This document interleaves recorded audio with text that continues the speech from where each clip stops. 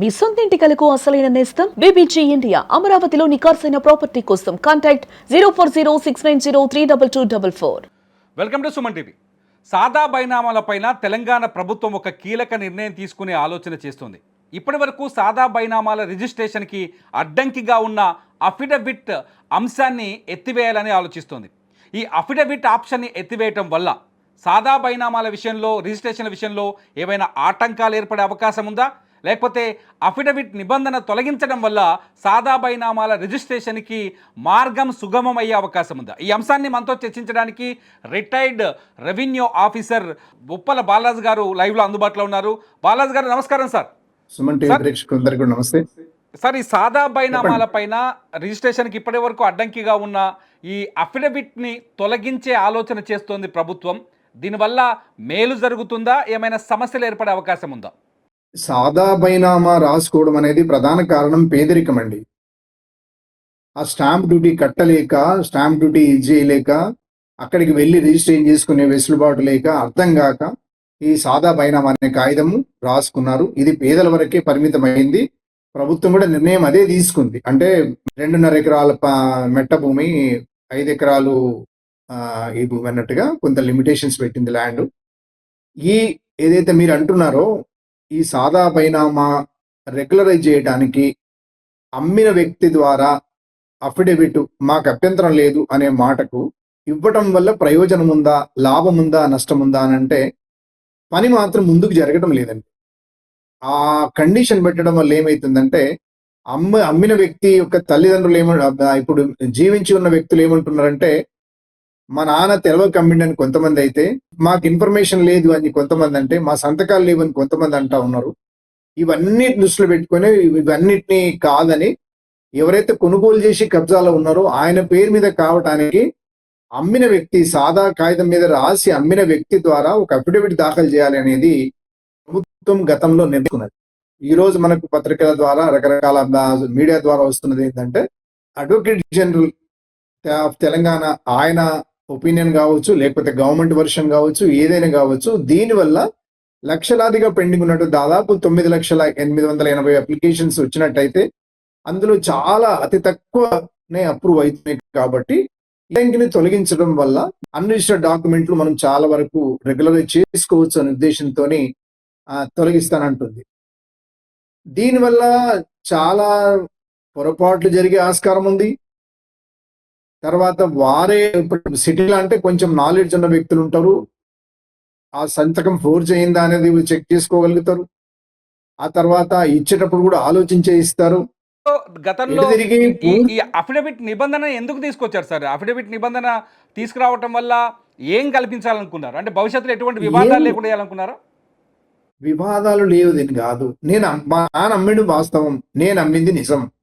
ఆ రోజు మేము రిజిస్ట్రేషన్ చేయలేదు, వాళ్ళు చేసుకోలేదు. ఆ అమ్మగానే వెంటనే కబ్జాలకు వెళ్ళిపోయి తన పొలం దున్నుకుంటున్నాడు, కాస్తులో ఉన్నాడు, తన పంట పండించుకుంటున్నాడు. ఇవాళ ఆయనకు రిజిస్ట్రేషన్ అయింది. ఇవాళ తనకు పాస్బుక్ కావాలన్నా, టైటిల్ డీడ్ కావాలన్నా, లోన్ కావాలన్నా, రైతు బంధు రావాలన్నా కూడా ఆ ఒరిజినల్ పట్టాల పేరే రికార్డు ఉన్నది. ఎవరైతే సాదా కాగితం ద్వారా కొనుగోలు చేసిన వ్యక్తి పేరు మీద రెగ్యులరైజ్ కావాలి అని అనుకుంటే అతను తన పేరు మీద ఈ సాదా బైనామాను రెగ్యులరైజ్ చేసుకోవడం అని అంటారు.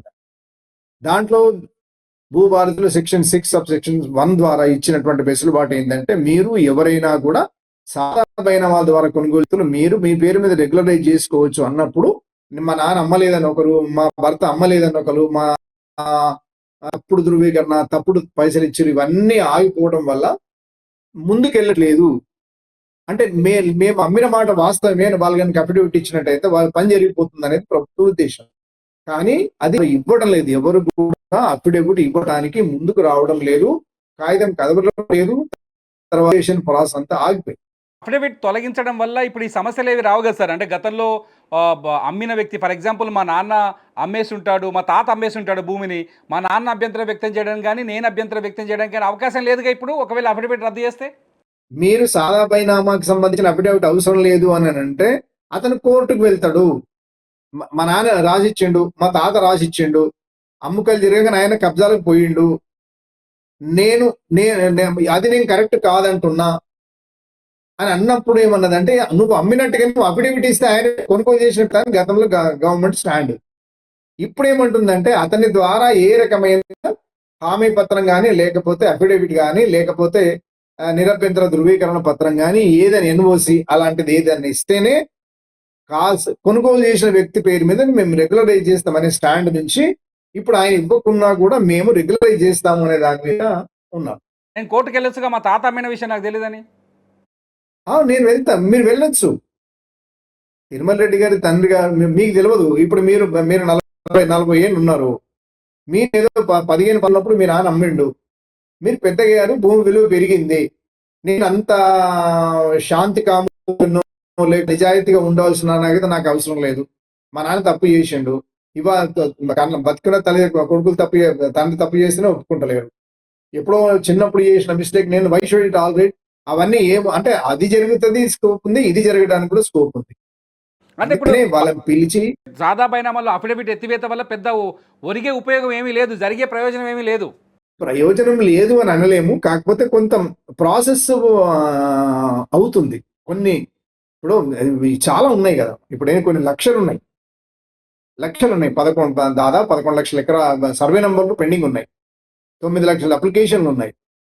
కొంచెం చేసి రకరకాల కాగితాలతో నంపించి, లేకపోతే ఆ తాత్కాలిక అవసరం కోసం 2000 ఎకరాలకి అమ్మి ఆ సాదా కాగితం మీద ఇవాళ నేను 50 లక్షలకి ఎకరా భూమి మీద నేను సింపుల్ గా నేను ఎందుకు వదులుకుంటా, ఏదో లిటిగేషన్ క్రియేట్ చేస్తే కొన్ని డబ్బులు వస్తాయని ఆశతో కూడా కొంత నేను కోర్టుకు వెళ్ళటానికి కూడా స్కోప్ ఉంది, చట్టం ఉంది, ఆయనకు రైట్ ఉంది. భవిష్యత్తులో ఒకవేళ కోర్టుకు వెళ్తే కోర్టు ఈ సాదా బైనామా రిజిస్ట్రేషన్ని పరిగణలోకి తీసుకునే అవకాశం ఉంటుందా? ఆ భూమి పైన హక్కుదారుల కంటే గతంలో అమ్మిన వ్యక్తిని హక్కుదారుగా తేల్చే అవకాశం ఉంటుందా, లేకపోతే సాదా బైనామా రిజిస్ట్రేషన్ అయిన వ్యక్తిని హక్కుదారుగా తేల్చే అవకాశం ఉంటుందా? అంటే ఇప్పుడు మారిన చట్టం ప్రకారంగా గవర్నమెంట్ స్టాండ్ ఫర్మ్ గా తీసుకోగలిగితే దాని మళ్ళీ కూడా ఒక చట్టం చేస్తే ఇదివరకు ఇచ్చిన కాగితంని ఆ కాగితం యొక్క జెన్యూన్నెస్ చెక్ చేసి అతను కోర్టుకు వెళ్లకుండా ఉంటే ఖచ్చితంగా అయిపోతుంది పని. ఎవరు ఉంటారు చెప్పండి, వాళ్ళు ఇప్పుడు అందరూ పోతారు. ఎందుకంటే ఉత్త పుణ్యానికి పైసలు ఏం కావు కదా. అప్పుడు అమ్మినాడు 2000 3000 ఎకరా ఉంది అనుకోండి హైదరాబాద్ పక్కన, ఔటర్ రింగ్ రోడ్, ఇప్పుడు ఔటర్ రింగ్ రోడ్కు వచ్చే కోట్ల విలువ పెంచింది. ఔటర్ రింగ్ రోడ్ కాస్త తెలంగాణలో 60%కు రీజనల్ రింగ్ రోడ్ వస్తుంది. తెలంగాణ మొత్తం వైశాల్యంలో ఖచ్చితంగా భూముల ధరలు పెరుగుతున్నాయి. వెళ్లకుండా ఉంటారు, వివాదాలు పెరుగుతాయి అనుకోవచ్చు కదా, భూముల వివాదాలు ఇక్కడ నుంచి. అట్లా ఇవ్వను, ఇంకొంత పర్సంటేజ్ అని రకరకాలుగా అదొక డైమెన్షన్. ఇప్పుడు ఇంకొక డైమెన్షన్కి వెళ్ళిపోతుంది. అంటే నేను కోర్టు ఖర్చులు నేను పెట్టుకుంటా, నాకు ఇంత పర్సంటేజ్ నేను నీకు కొట్లాడుతా, ఊరికనే మీరు ఆయన తెలియక మీరు నోటీస్ ఇస్తే ఆయన వచ్చి బేరానికి వస్తాడు అంటారు. ఆ రకంగా ఒకసారి కోర్టు పోయిన తర్వాత సబ్సిడీస్ ఉన్నప్పుడు ఆర్డీఓ గారు అధికారం తీసుకునే అధికారం ఉండదు. ఒకవేళ ఆర్డీఓ నిర్ణయం తీసుకున్నా మళ్ళీ జాయింట్ కలెక్టర్ తిరగాలి, ఇక మళ్ళీ తిరుగుతూనే ఉండాలి రైతులు. అంటే ఈ 11 లక్షల ఎకరా సర్వే నంబర్లు ఉండి 9 లక్షల అప్లికేషన్లలో కొన్ని సగం వరకు అయితే పరిష్కారం అయితే అని అనుకోవచ్చు మనం. అంటే నేను ఇది కనుక ఉంటే బాలాజ్ గారు, ఇప్పుడు ఒకవేళ అఫిడవిట్ నిబంధన తీసేసి ప్రభుత్వం ఏదైతే సాదా బైనామాల విషయంలో ప్రజలకు హామీ ఇచ్చిందో ఆ హామీని నెరవేరుస్తున్నట్టుగా ఒక చేతులు దులుపుకునే ప్రయత్నం అనుకోవచ్చు దీన్ని. అంటే ఇప్పుడు ఏదైతే మేజర్గా అబ్జెక్షన్ ఏదైతే వస్తున్నదో అబ్జెక్షన్కి మేము ఒక రిప్లై అయితే ఇచ్చినాం కదా, వద్దని అంటున్నాం కదా, అఫిడవిట్ వద్దని అన్నాం కదా. వాళ్ళు కోర్టు పోతే మేమేం చేయాలి? ఎందుకు ఆగిపోయినాయి అంటే అఫిడవిట్ అడిగారు కదా మీరు. ఇంకా చాలా కారణాలు ఉన్నాయి, దాదాపు 10-15 రీజన్స్ ఉంటాయి. రిజెక్ట్ చేయడం ఒకటే సాదా బైనామా అఫిడవిట్ గురించి ఆగలేదు. అక్కడ కొన్నిట్లల్లో విస్తీర్ణం టాలీ కాదని, ఆల్రెడీ ల్యాండ్ అక్వైర్ అయిందని కొన్నిసార్లు, ఆ తర్వాత మీరు కొన్న ల్యాండ్కు తర్వాత దీనికి టాలీ కావడం లేదని, పక్క సర్వే నెంబర్ మీకు తగదు, ఇన్ని రకాల రిజెక్షన్స్ ను కేవలం సాదా బైనామా అఫిడవిట్ ఇవ్వకపోవడం వల్ల ఆగిపోయింది అనేది కూడా కరెక్ట్ కాదు. అంటే భూదానం విషయంలో మీరు భూదానం అన్నారు కదా, భూదాన్ భూములు గతంలో రిజిస్ట్రేషన్ అయ్యేది, భూదాన్ భూములు ఇప్పుడు రిజిస్ట్రేషన్ అవ్వట్లేదు కానీ గతంలో రిజిస్ట్రేషన్ అయ్యేది. భూదాన భూముల విషయంలో ఒకవేళ సాదా బైనామాలు చేసుకుని ఉంటే అవి వ్యాలిడిటీలో ఉంటాయా? ఇప్పుడు ఉండవు. భూదాన భూమి తెలిసిన తర్వాత భూదాన భూమి ప్రభుత్వ భూమి, అది అసైన్మెంట్ రూల్స్ వర్తిస్తాయి దానికి. కాబట్టి నిజంగానే కనుక అదే కనుక సాదా బైనామా ద్వారా ఎగ్జిక్యూట్ అయినట్టు ఖచ్చితంగా ప్రభుత్వం చేసుకోవాల్సిందే. ఆయన ఎవరైనా కావచ్చు, పేద కావచ్చు, ధనికుడు కావచ్చు, సాదా బైనామా ఎగ్జిక్యూట్ అయినా, లేకపోతే ఏ భూమి గవర్నమెంట్ ఇంట్రెస్ట్ ల్యాండ్ ఏ దాంట్లో సాదా బైనామా జరిగినా కూడా ఆ అప్లికేషన్ రిజెక్ట్ చేయాలి, ప్రభుత్వం తిరిగి ఆ భూమి తన ఆధీనంలోకి తీసుకోవాలి. సార్ ఇప్పుడు పెద్ద క్వశ్చన్ వచ్చింది ఏంటంటే గతంలో సాదా బైనామాలు చేసుకున్న చాలామంది భూముల్ని ధరణి సైట్ వచ్చిన తర్వాత ఇప్పుడు భూభారతి మనం మాట్లాడుకుంటున్నాం. ధరణి సైట్ వచ్చిన తర్వాత ధరణి సైట్ వచ్చిన రోజు సాదా బైనామాలు పరిగణలోకి రాలేదు. అన్ని పట్టాదారులంతా అమ్మిన వాళ్ళే పట్టాదారులుగా కనిపించారు. ఇప్పుడు ఆ సమస్య మరింత జటిలమైంది అనుకోవచ్చా? ఇప్పుడు ఆ పరిష్కారం వచ్చే ఛాన్సెస్ ఉందా?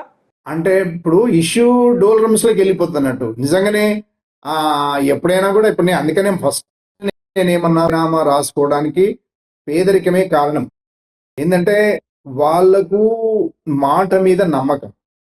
ఒకసారి సాదా బైనామా రాసుకున్న తర్వాత తిరిగి రాడు అనే ఉద్దేశంతో కాగితం మీద రాసుకొని మాట మీద నిలబడ్డారు. వాళ్ళు మాట మీద నిలబడ్డారు, వీళ్ళు మాట మీద నిలబడ్డారు. ఇప్పుడు భూమి అనేది ఒక అమ్మక వస్తువు అయింది, ఖరీదైన అమ్మక వస్తువు అయింది కాబట్టి ఆ నియతి ఖరాబ్ చేసుకుంటున్నాము. అదే సందర్భంలో ఆ పేదలుగా ఉండి రిజిస్టర్ చేసుకున్న వాళ్ళు ఇప్పుడు మళ్ళీ వాళ్ళని కూడా పొల్యూట్ చేస్తున్నారు. పక్క వాళ్ళంతా వాళ్ళ చుట్టాలే కావచ్చు, పక్క వాళ్ళు కావచ్చు, రియల్ ఎస్టేట్ వాళ్ళు ఎవరైనా కావచ్చు. ఆ రోజు సరే నీ లేఖనే కొన్నావు, లేకపోతే లేఖనే కొన్నావు, ఇదనే జరిగింది. ఈ రోజు నువ్వు ఖచ్చితంగా నువ్వు కోర్టుకు వెళ్తే కనీసం నీ కొన్ని పైసలు వస్తాయనే ఉద్దేశంతో ఆ లిటిగేషన్ వల్ల ఒక అబ్జెక్షన్ పిటిషన్ ఆర్డీఓ దగ్గర వేస్తారు. తహసీల్దార్ దగ్గర వేయచ్చు, జాయింట్ కలెక్టర్ దగ్గర వేయచ్చు, ఎవరి దగ్గర వేయచ్చు. ఫలానా భూమి మా నాయన అమ్మలేదు, రాసుకున్న సాదా బైనామా తప్పది అని చెప్పి కూడా అనడానికి ఆస్కారం ఉంది. అమ్మకందారు హక్కుల కోసం ఫైట్ చేస్తున్నప్పుడు అనుభవందారుకి ఏదైనా హక్కు వచ్చే అవకాశం ఉందా రేపు వచ్చే కొత్త నోటిఫికేషన్లు? ధరణి బుక్ ఈజ్ ద మ్యాండేట్. దాని ప్రకారమే భూభారతి ఆ బుక్ ని ఏం చేంజ్ చేయకుండా ఇట్లే తీసుకొని వచ్చేసారు. కబ్జాలో ఎవరి పేరు లేదు. కాస్తుకారు కాలం తొలగించిన తర్వాత ఆయనకు హక్కులు అనే మాటనే లేదు. దున్నుకుంటున్న వ్యక్తి 2017 కంటే ముందున్న వ్యక్తి దాన్ని ప్యూరిఫై చేసిన తర్వాత, ప్రక్షాళన చేసిన తర్వాత ధరణి వచ్చింది కదా. ఆ ధరణి వచ్చిన తర్వాత ఇంకా మళ్ళీ పాత దానికి ఏదో రెట్రాస్పెక్టివ్ ఎట్లా చూస్తారు రికార్డు. కొత్తగా అఫిడవిట్ని తొలగించడం ద్వారా పాత పంచాయతీలు పూర్తయ్యాయి అనుకోవచ్చా, లేదు కొత్త పంచాయతీలు క్రియేట్ అవుతాయని అనుకోవచ్చా? ఈ రెండింటిలో ఒక క్లారిటీ ఇవ్వండి. ఒకటే క్లారిటీ ఇవ్వాలంటే ఇప్పటి వరకు అఫిడవిట్ కోసమే ఎదురు చూస్తున్నటువంటి దరఖాస్తుల పరిష్కారం అవుతుంది. కేవలం అఫిడవిట్ రాకపోవడం వల్లనే ఏదైతే సాదా బైనామాలు పెండింగ్ ఉన్నాయో, రెగ్యులర్ ఎన్ని ఉన్నాయి అనేది మనం కరెక్ట్ ఫిగర్ లేదు ఇప్పటి వరకు. కాకపోతే ఫిగర్ అప్ అండ్ డౌన్స్ అవుతున్నాయి. ఏది కూడా స్టాండర్డ్ ఫిగర్ చెప్పడం లేదు. చాలా రకాలుగా పెండింగ్ ఉన్నాయి applications. Thank you so much me valuable సమాచారాన్ని తెలంగాణ ప్రజల కోసం అందించినందుకు. ఇది మొత్తానికి సాదా బైనామాలకి అడ్డంకిగా ఉన్న అఫిడవిట్ను తొలగించడం వల్ల కొంత సమస్య పరిష్కారం అయ్యే అవకాశం కనిపిస్తుంది. కానీ అట్ ది సేమ్ టైం సరికొత్త సమస్యలు కూడా పుట్టుకొచ్చే ఛాన్సెస్, అంటే ముఖ్యంగా కోర్టు కేసులు పుట్టుకొచ్చే ఛాన్సెస్ కనిపిస్తున్నాయి. దీనికి కారణం ఏంటి అంటే సాదా బైనామాల ద్వారా భూముల క్రయ విక్రయాలు జరిగిన సమయానికి ఇవాల్టికి భూముల ధరల విషయంలో వచ్చిన మార్పులు దీనికి ప్రధాన కారణమయ్యే అవకాశం కనిపిస్తుంది. లైవ్ అప్డేట్స్ కోసం చూస్తూనే ఉండండి సుమన్ టీవీ.